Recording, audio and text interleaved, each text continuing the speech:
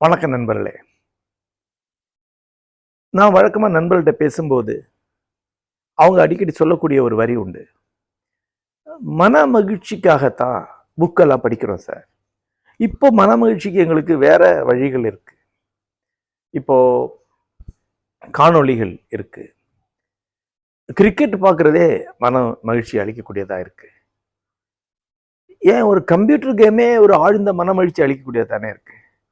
மன மகிழ்ச்சிக்கு எதுவுமே இல்லாதிருந்த காலகட்டத்தில் புத்தகங்களை எழுதி படிச்சுக்கிட்டு இருந்தாங்க. அது ஒரு பிரிமிட்டிவான ஒரு பழைய ஒரு பொழுதுபோக்கு வடிவம். இப்ப எதுக்கு நாம அதை செய்யணும்? இந்த கேள்வியை படித்த இளைஞர்கள், ஓரளவுக்கு கல்லூரிக்கெல்லாம் போய் மேல் படிப்பெல்லாம் படித்தவங்க எல்லாம் கூட என்கிட்ட கேட்டிருக்காங்க. இது நம்முடைய கல்வி முறையுடைய குறைபாடைத்தான் காட்டுது. கல்வி முறையோட குறைபாடு ஏன் சொல்றேன்னா, ஏறத்தாழ இதே கருத்தை நான் கலந்து கொண்ட ஒரு இலக்கிய மேடையில ஒரு துணைவேந்தர் பேசுறதை நான் கேட்டிருக்கேன். நம்முடைய தரம் அந்த நிலையில இருக்கு. உண்மையில மன மகிழ்ச்சியாகத்தான் இலக்கியம் படிக்கப்படுகிறதா? இது முக்கியமான கேள்வி. உங்களை பொழுதுபோக்க வைக்கத்தான் வியாசனும் காளிதாசனும் கம்பனும் வள்ளுவனும் பாரதியும் எழுதினாங்களா? புதுப்பித்தனும் மௌனியும் சுந்தரராமசாமி அசோகமித்திரனும் தங்களுடைய வாழ்க்கையை அர்ப்பணித்து உங்களுடைய பொழுத போக்க முயற்சி பண்ணாங்களா? அசோகமித்திரன் எழுத்து வழியாக எதை அடைந்தார்? எதையுமே அடையல. தமிழ்நாட்டில் அவருடைய பேர் ஒரு 10,000 பேருக்கு தான் தெரியும். புகழ் கிடையாது, அங்கீகாரம் எதுவுமே கிடையாது, பணம் நினைத்தே பார்க்க முடியாது. வாழ்நாள் முழுக்க வறுமையில தான் இருந்தார். இருந்தும் அர்ப்பணிப்புடன் தீவிரத்துடன் முழு முழு வாழ்க்கையை அளித்து எழுதி கொண்டிருந்தாரே, அது உங்களுக்கு பொழுதை போக்குவதற்காக. உங்க முன்னாடி ஒரு கரடியோ குரங்கையோ கொண்டு வித்தை காட்டுற மாதிரி அவர் தன்னுடைய மொழியை வைத்து உங்களுக்கு வித்தை காட்டி உங்களை இட்லி போட்டு கிக்கி பிக்கின்னு சிரிக்க வைக்காரா? இதை சொல்றதுக்கு ஒரு படித்த இளைஞனுக்கு ஒரு வெட்கம், கூச்சம் வேண்டாமா? உலகத்துல படிப்பு உள்ள எந்த தேசத்திலாவது இந்த மாதிரியான ஒரு வரி ஒருத்தண்ட வாயில வருமா? நாம எழுத்தறிந்த தற்குறிகள். இந்த யதார்த்தத்திலிருந்து நாம் ஆரம்பிக்கணும். நம்ம சமூகம் என்பது வாசிப்பற்ற சமூகம், எழுத்து தெரிந்த தற்குறிகள். வள்ளுவர் சொன்னாலே, முகத்திரண்டு புண்கள் கொண்ட மனிதர்களால் நிரம்பிய ஒரு சமூகம் இது. நண்பர்களே, இலக்கியத்திற்கு எந்த காலத்திலும் பொழுதை போக்கக்கூடிய, மனமகிழ்ச்சியை அளிக்கக்கூடிய நோக்கம் இருந்தது கிடையாது. அது ஞான பகிர்வுக்கான வழியாகத்தான் என்றும் இருந்திருக்கிறது. வேதங்கள், உபனிஷத்துகள் எல்லாமே இலக்கியங்கள் தான். அவை எவருடைய பொழுதையும் போக்குவதற்கு எழுதப்படவில்லை. ஒரு ரிஷி, ஒரு கவிஞன் தான் உணர்ந்த ஒன்றை சொல்வதற்காகத்தான் அதை எழுதினார். வேத ரிஷிகள் அனைவரும் தங்களை கவிஞர்கள் என்றுதான் சொல்லிக் கொண்டார்களே ஒழிய முனிவர்கள் என்றல்ல. கவிஞனாக எனக்கு என்றுதான் வேத ரிஷி தன்னை பற்றி சொல்கிறான். கவிஞன் அவன். ஒரு கவிஞன் இப்பிரபஞ்சத்தில் தான் உணர்ந்த மகத்தான ஒன்றை திரும்ப திரும்ப சொல்லி இங்க நிலைநிறுத்தும் பொருட்டு கவிதை எழுதினான். அப்படிதான் உபனிஷத்துகள் எழுதப்பட்டன, மகாபாரதம் எழுதப்பட்டது, அனைத்து காவியங்கள் எழுதப்பட்டன. காளிதாசனும் கம்பனும் எழுதினார். புறநானூற்று பாணன் மகத்தான விஷயங்களை இந்த உலகுக்கு சொல்லும் பொருட்டு தான் எழுதினான். அதன் பொருட்டு தான் அவன் கிடைப்பறை தூக்கிக்கிட்டு அரைப்பட்டினியும் கால்பட்டினியுமாக வள்ளல்களை தேடி சென்று அலைந்து ஒரு வாழ்க்கையை வாழ்ந்தான். கம்பன் அதன் பொருட்டு தான் வாழ்ந்தான். நண்பர்களே, அந்த ஞானம் என்பது சாதாரணமான ஒரு விஷயம் அல்ல. அந்த ஞானம் மட்டும்தான் இந்த பூமியில தொடர்ந்து நிகழக்கூடிய ஒன்று, மற்ற எதுவும் தொடர்ந்து நிகழவில்லை என்பதை நீங்கள் நினைவில் கொள்ள வேண்டும். இந்த பூமியில நீங்க இப்ப வாழ்ந்துட்டு இருக்க வாழ்க்கை, நீங்க செத்த 10வது நாளே உங்களை மறந்துடுவாங்க. உங்க அப்பாவை நீங்க நினைவு கூறுவீங்களா? எப்பாவது ஆண்டுக்கு ஒரு முறை நினைவு கூறுவீங்க. உங்க பேரோட இனிஷியல் அவர் இருப்பார். தாத்தா வரலாற்றே கிடையாது, அதுக்கு முப்பாற்ற பேரவே தெரிஞ்சிருக்க. அப்போ நிகழ்காலம் மட்டும்தான் மனிதர்களுக்கு இருக்கு. ஏன்னா விலங்குகள் அப்படித்தான் வாழ்கின்றன.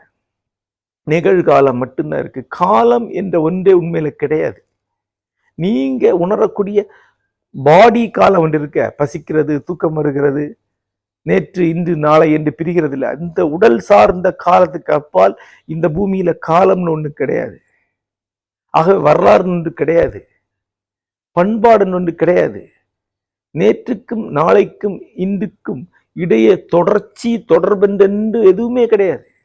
இது எல்லாத்தையும் உருவாக்குவன் எழுத்தாளன், கவிஞன், சிந்தனையாளன். மனித சிந்தனை தான் தொடர்ச்சியை உருவாக்குகிறது. அதுதான் நேற்றைய கதைகளை இன்றைக்கு சொல்லுது, இன்றைய கதையை நாளை கொண்டு போகுது. இது வழியாகத்தான் நேற்று இன்று நாளைங்கிற ஒரு ஒழுக்கு உருவாகி அதன் வழியாக நீங்க உணரக்கூடிய காலம் என்று ஒன்று இருக்கு. அந்த காலத்திலே என்று சொல்லிருக்கீங்களே, ராஜராஜ சோழன் என்று சொல்லுகிறீங்க, அது யார்? அவனை ஒரு கவிஞன், ஒரு எழுத்தாளர் பாடி நிலநிறுத்தல அவனுக்கு என்ன இடம்? அவன் ஒரு வரலாற்றாசிரியன் தோண்டி வரலாறாக எழுதி கொடுக்கல, அவன் எங்க இருக்கார்? அறிஞர்கள் காலத்தை உருவாக்குகிறார்கள், அறிஞர்கள் பண்பாட்டை உருவாக்குகிறார், அறிஞர்கள் தொடர்ச்சியை உருவாக்குகிறார்கள். ஆகவே கவிஞன் உங்களை பொழுதுபோக்க வைக்கக்கூடியவல்ல, அவன் உருவாக்கக்கூடிய பொழுதுல உட்காரக்கூடிய சில ஈக்கள் தான் சாமானியர்கள். அவன் உட்காரக்கூடிய பண்பாட்டுல பிறந்து வளர்ந்து மடியக்கூடியவர்கள் தான் மனிதர்கள். ஆகவே எழுத்தை பொழுதுபோக்கு என்று சொல்லக்கூடியவர்களை ஒரு வகையான தற்குறிகள் என்று மட்டும்தான் சொல்ல முடியும். எழுத்து எல்லா காலத்திலும் அப்படித்தான் இருந்திருக்கு. அப்புறம் என்ன ஆச்சு? எப்போ அச்சு ஊடகம் வருதோ அப்போ இது ஒரு பொழுதுபோக்காக பயன்படுத்தத்தக்கது என்று சிலர் கண்டுகொண்டார்கள். அச்சு ஊடகம் வந்த போது ரெண்டு விஷயம் அச்சு ஊடகத்தோடு சேர்ந்து வருகிறது. ஒன்று, எழுத்து அச்சிடப்பட்டு பல்லாயிரம் பேருக்கு எளிதில் கொண்டு செல்ல தகுந்த ஒரு தொழில்நுட்பமாக இருக்கிறது. கம்பனுடைய ஒரு கவிதையை சென்ற காலத்தில் ஒருத்தன் படிக்க வேண்டும் என்றால் கம்பன் கவிதை வைத்திருக்கக்கூடிய ஆசிரியரை தேடி சென்று அவருடன் தங்கி அவரிடமிருந்து கற்றுக்கொள்ள வேண்டும். அவர் ஒரு சுவடி வைத்திருந்தால் அதை பார்த்து கையால் பிரதி எடுத்துக்கொள்ள வேண்டும், இல்லையா? மொத்த தமிழ்நாட்டிலேயே கம்பராமாயண பிரதிகள் 300க்குள்ளதான் இருந்திருக்கும். ஆனா அச்சு ஊடகம் வந்த பிறகு ஆயிரக்கணக்கில் அச்சிட்டு கொடுக்கலாம் என்ற நிலைமை வருகிறது. கூடவே பொது கல்வி என்று வருகிறது. அனைவருக்கும் ஒரே வகையான தரப்படுத்தப்பட்ட கல்வி, ஒரே வகையான கல்வி அளிக்கப்படுகிறது. அப்போ எழுத படிக்க தெரிந்த ஒரு மாஸ், ஒரு ஜனக்கூட்டம் கிரியேட் ஆகுது. அவங்களுக்கு ஒரு பொழுதுபோக்காக இந்த வாசிப்பை கொடுக்கலாம் என்று கண்டடையப்படுவது 18ஆம் நூற்றாண்டின் தொடக்கத்துல தான். அப்படிதான் அச்சு வழி ஊடகம் என்பது கேளிக்கை எழுத்தை உருவாக்குகிறது. வெறும் கேளிக்கைக்காக, வெறும் பொழுதுபோக்குக்காக எழுதக்கூடிய எழுத்து என்பது அதன் பிறகு உருவாகி வந்தது. அதற்கு 200 ஆண்டுகளுக்கு கூட வரலாறு கிடையாது. அது இன்றைக்கு இருக்கு. துப்பறியும் கதைகள், காதல் கதைகள், பலான கதைகள் எல்லாமே எழுதப்படுது. அதெல்லாம் படிக்கப்படுது. அதெல்லாம் வெறும் பொழுதுபோக்குக்கான எழுத்துக்கள். ஆனா அது எழுத்துட ஒரு பகுதி மட்டும்தான். இலக்கியம் என்று எந்த இருக்கோ அது அந்த காலத்துல இன்றைக்கு வரைக்கும் அது வேறொரு வழியில தான் சென்று கொண்டிருக்கிறது. அது என்ன செய்யுது? ஒன்று, ஒரு மனிதன் அறிந்த விஷன், தரிசனத்தை, இமோஷன், உணர்வை, ஐடியா, தாட், சிந்தனையை மொழி வழியாக அடுத்தவனுக்கு கொடுக்கிறது. அந்த மொழியில அதை நிரந்தரமாக்கி வைக்கிறது, வெளியே வைக்கிறது. ஒரு மனிதனுக்குள்ள சிந்தனை இப்ப வெளியே இருக்கு, அது அங்கேயே அங்கதான் இருக்கு. ஒரு கல் மாதிரி, மண் மாதிரி அங்கே இருக்கு, ஒரு பொருளா இருக்கு. அப்ஜெக்டிவா ஒன்றா மாறுது. ஏற்கனவே இருந்து கொண்டிருக்கக்கூடிய சிந்தனையோட இது சேர்ந்து கொள்கிறது.